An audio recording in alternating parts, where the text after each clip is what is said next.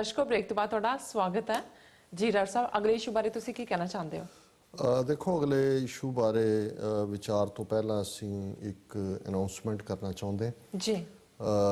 अप्रैल 29 29 अप्रैल 1986 वो दिन है ਜਦੋਂ कि 26 जनवरी 1986 ਦੇ ਸਰਬੱਤ ਖਾਲਸਾ ਵੱਲੋਂ ਥਾਪੀ 5 ਮੈਂਬਰੀ ਪੰਥਕ ਕਮੇਟੀ ਜਿਹੜੀ ਬਾਬਾ ਗੁਰਬਚਨ ਸਿੰਘ ਮਾਨੋਚਾਲ ਦੀ ਅਗਵਾਈ 'ਚ ਬਣਾਈ ਗਈ ਸੀ, ਉਹਨਾਂ ਨੇ ਖਾਲਿਸਤਾਨ ਦਾ ਐਲਾਨਨਾਮਾ ਕਰਕੇ ਸਿੱਖਾਂ ਦਾ ਰਾਜਸੀ ਨਿਸ਼ਾਨਾ ਮਿੱਥ ਦਿੱਤਾ ਸੀ ਸਪਸ਼ਟਤਾ ਦੇ ਨਾਲ ਜੀ।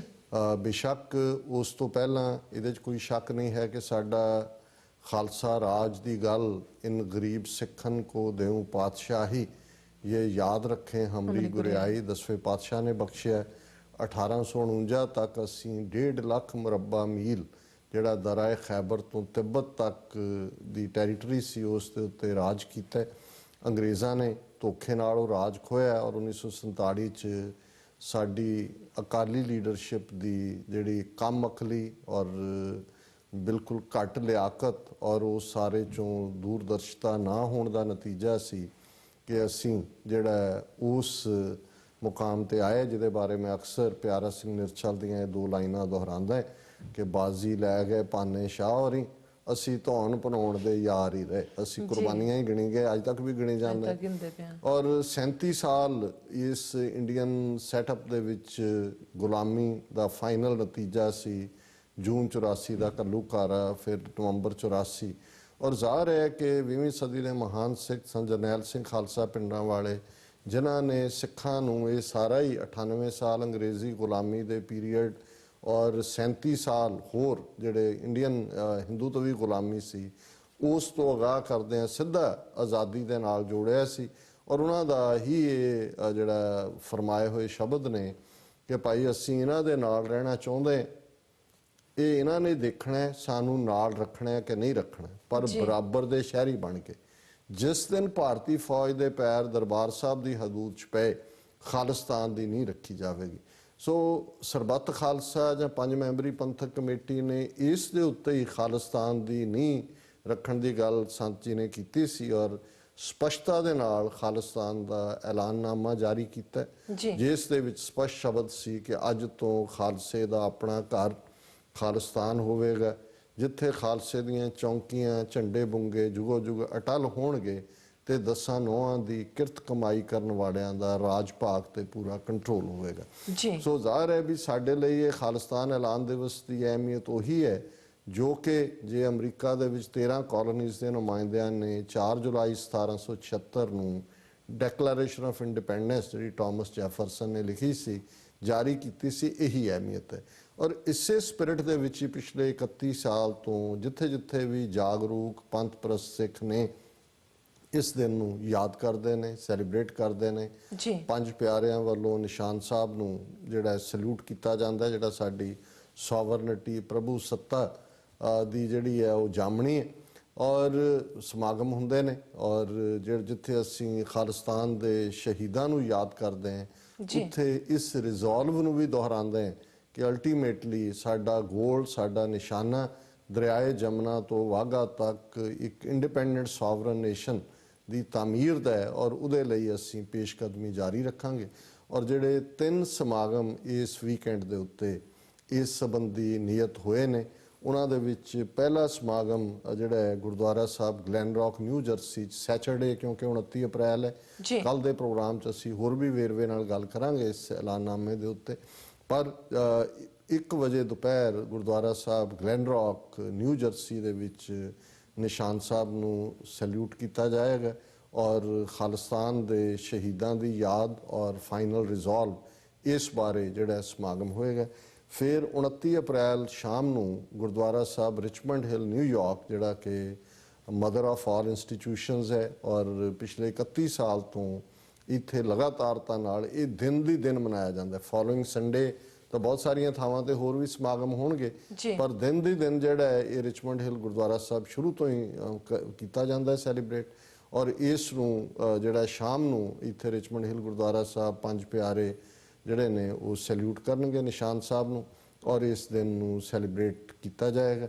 ਔਰ ਇਸੇ ਤਰ੍ਹਾਂ ਐਤਵਾਰ ਦਾ ਮੁੱਖ ਪ੍ਰੋਗਰਾਮ ਜਿਹੜਾ ਹੈ ਬਹੁਤ ਸਾਰੀਆਂ ਜਥੇਬੰਦੀਆਂ ਔਰ ਗੁਰਦੁਆਰਾ ਸਾਹਿਬ ਫਲੈਸ਼ਿੰਗ ਜਿਹੜਾ ਸਿੱਖ ਸੈਂਟਰ ਆਫ ਨਿਊਯਾਰਕ ਹੈ ਔਰ ਇਹ 3817 ਪਾਰਸਨ ਬੁਲੇਵਾਰਡ ਦੇ ਉੱਤੇ ਹੈ ਫਲੈਸ਼ਿੰਗ ਨਿਊਯਾਰਕ 'ਚ, ਉਹਨਾਂ ਵੱਲੋਂ ਵੱਡਾ ਸਮਾਗਮ ਰੱਖਿਆ ਗਿਆ ਹੈ। ਉਹਦੇ 'ਚ ਉਹਨਾਂ ਨੇ ਜਿੱਥੇ ਖਾਲਿਸਤਾਨ ਐਲਾਨ ਦਿਵਸ, ਉੱਥੇ ਜਿੰਨੇ ਸਾਡੇ ਵੱਡੇ ਜਰਨੈਲ 18ਵੀਂ ਸਦੀ ਦੇ ਸਰਦਾਰ ਸ਼ਾਮ ਸਿੰਘ ਅਟਾਰੀਵਾਲਾ, ਸਰਦਾਰ ਹਰੀ ਸਿੰਘ ਨਲੂਆ, ਅਕਾਲੀ ਫੂਲਾ ਸਿੰਘ, ਸਰਦਾਰ ਜੱਸਾ ਸਿੰਘ ਰਾਮਗੜੀਆ, ਬਾਬਾ ਬੰਦਾ ਸਿੰਘ ਬਹਾਦਰ, ਉਹਨਾਂ ਸਾਰਿਆਂ ਨੂੰ ਵੀ, ਕਿਉਂਕਿ ਇਹ ਪੋਲੀਟੀਕਲ ਸੋਵਰਨਟੀ ਦੀ ਗੱਲ ਹੈ ਔਰ ਉਹਦੇ 'ਚ ਜਿਹੜੀ ਟੌਪਿੰਗ ਹੈ ਉਹ ਖਾਲਿਸਤਾਨ ਐਲਾਨ ਦਿਵਸ ਔਰ ਜ਼ਾਹਰ ਹੈ ਕਿ 20ਵੀਂ ਸਦੀ ਦੇ ਮਹਾਨ ਯੋਧੇ ਸੰਤ ਸਿਪਾਹੀ ਸੰਤ ਜਰਨੈਲ ਸਿੰਘ ਖਾਲਸਾ ਪਿੰਡਾਂ ਵਾਲੇ ਵੀ ਉਸ ਲਿਸਟ ਦੇ ਵਿੱਚ ਜਿਹੜਾ ਇੱਕ ਸ਼ਾਈਨਿੰਗ ਸਟਾਰ ਨੇ। ਇਹ ਸਮਾਗਮ ਹੋਏਗਾ ਔਰ ਅਸੀਂ TV 84 ਵੱਲੋਂ ਇਹਨਾਂ ਤਿੰਨਾਂ ਹੀ ਸਮਾਗਮਾਂ ਨੂੰ ਕਵਰ ਕਰਾਂਗੇ ਔਰ ਇਹਨਾਂ ਤਿੰਨਾਂ ਹੀ ਸਮਾਗਮਾਂ ਦੇ ਉੱਤੇ ਮੈਨੂੰ ਜਿਹੜਾ ਪ੍ਰਬੰਧਕਾਂ ਨੇ ਔਰ ਆਰਗੇਨਾਈਜ਼ਰਸ ਨੇ ਬੋਲਣ ਦੇ ਲਈ ਇਨਵਾਈਟ ਕੀਤਾ ਜੀ। ਉਸ ਕਾਰਵਾਈ ਨੂੰ ਫਿਰ ਅਸੀਂ ਅਗਲੇ ਹਫਤੇ 'ਚ ਜਿਹੜਾ ਉਹ ਦਰਸ਼ਕਾਂ ਤੱਕ ਪਹੁੰਚਾਵਾਂਗੇ।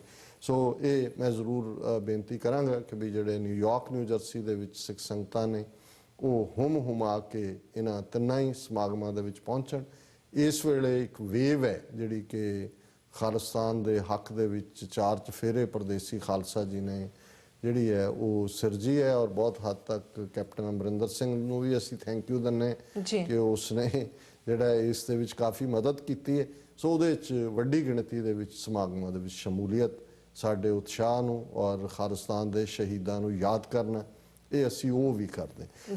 ਜਿਹੜਾ ਇਸ਼ੂ ਮੈਂ ਇਸ ਵਿਚਾਰ ਲਈ ਚੁਣਿਆ, ਬਹੁਤ ਵਾਰ ਅੱਜ ਕੱਲ੍ਹ ਜਿਹੜਾ ਮੰਤਰ BJP ਦੇ ਹਿੰਦੂਤਵੀ ਬੜੇ ਜ਼ੋਰ ਸ਼ੋਰ ਨਾਲ ਹਰ ਇੱਕ ਤੋਂ ਜਪਾਉਂਦੇ ਨੇ, ਦੇਸ਼ ਭਗਤੀ, ਸਿਨੇਮਿਆਂ ਦੇ ਵਿੱਚ ਜਨ ਗਣ ਮਨ ਦਾ ਗਾਇਨ ਕਰਨਾ ਔਰ ਜਿਹਨੂੰ ਫੜ ਲੈਣਾ ਕਿਸੇ ਵੀ ਮੁਸਲਮਾਨ ਈਸਾਈ ਦੂਜੇ ਨੂੰ ਭਾਰਤ ਮਾਤਾ ਦੀ ਜੈ ਦੇ ਨਾਅਰੇ ਲਾਓ, ਵੰਦੇ ਮਾਤਰਮ ਗਾਓ, ਸਕੂਲਾਂ ਦੇ ਵਿੱਚ ਜ਼ਬਰਦਸਤੀ ਤੁਸੀਂ ਸੂਰਜ ਨਮਸਕਾਰ ਬੱਚਿਆਂ ਤੋਂ ਕਰਵਾਓ ਔਰ ਇਸ ਕਿਸਮ ਦਾ।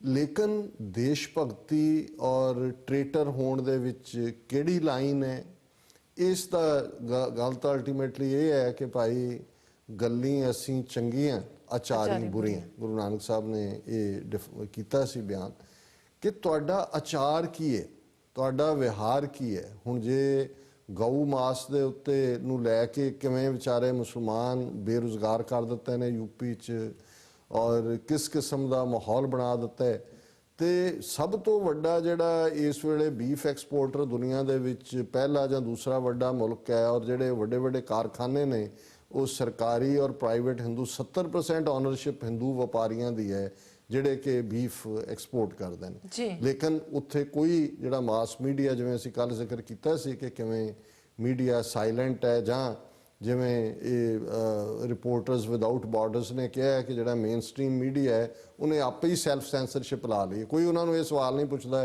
ਕਿ ਜੀ ਇਹ ਤੁਸੀਂ ਜੇ ਕਰਨਾ ਹੀ ਹੈ, ਇੰਨਾ ਹੀ ਗਾਂ ਮਾਤਾ ਦਾ ਤੁਹਾਨੂੰ ਹੁਣ ਹੇਜ ਜਾਗ ਹੀ ਪਿਆ, ਬਹੁਤ ਜੀ ਸਦਕੇ ਤੁਸੀਂ ਕਰੋ, ਪਰ ਸਭ ਤੋਂ ਪਹਿਲਾਂ ਤੁਸੀਂ ਬੀਫ ਦਾ ਐਕਸਪੋਰਟ ਬੰਦ ਕਰੋ, ਸਾਰੇ ਫੈਕਟਰੀਜ਼ ਜਿਹੜੀਆਂ ਨੇ ਲੌਕਅਪ ਕਰੋ ਜਿਹਨੂੰ ਤੁਸੀਂ ਔਨ ਕਰਦੇ ਹੋ ਔਰ ਬਿਲੀਅਨਸ ਆਫ ਰੁਪੀਜ਼ ਤੁਹਾਡੇ ਜਿਹੜੇ ਹਿੰਦੂ ਵਪਾਰੀ ਉਹਦੇ 'ਚੋਂ ਬਣਾਉਂਦੇ ਨੇ ਔਰ ਫੋਰਨ ਐਕਸਚੇਂਜ ਤੁਸੀਂ ਉਸ ਤੋਂ ਕਮਾਉਂਦੇ।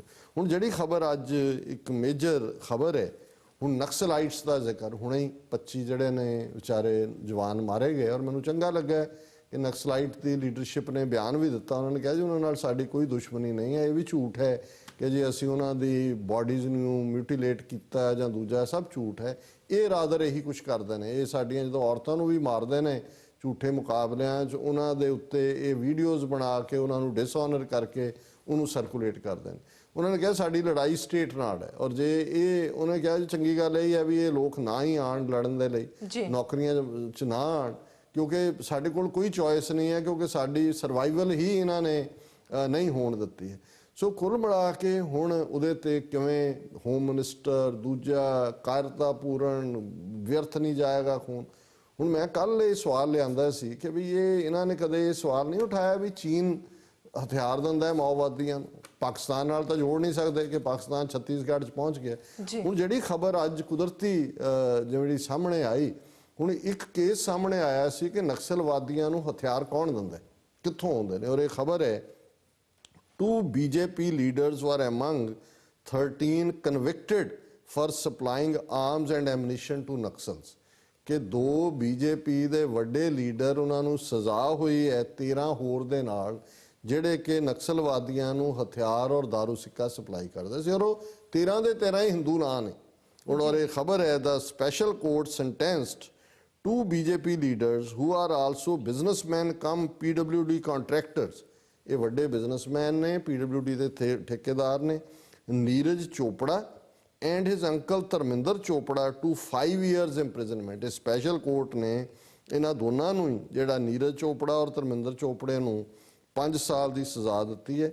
ਇਟ sentenced 11 others, 11 ਹੋਰਨਾਂ ਨੂੰ ਉਹਨਾਂ ਨੇ 7 ਸਾਲ ਦੀ ਸਖਤ ਸਜ਼ਾ ਦਿੱਤੀ ਹੈ, ਜਿਨ੍ਹਾਂ ਦੇ ਵਿੱਚ ਮੋਹਪਾਲ, ਬਾਲੀਰਾਮ, ਚੈਤਰਾਮ ਧਰੁਵ, ਫੂਲ ਸਿੰਘ ਨਾਗ, ਰਵੀ ਕਾਡਿਅਮ, ਬਦਰੀ ਗਾਵਰੇ, ਮੋਹਨ ਚੰਦ ਧਰੁਵਾ, ਰਾਜਕੁਮਾਰੀ ਮੰਡਵੀ, ਲਕਸ਼ਮਣ ਹੁਸੈਂਦੀ।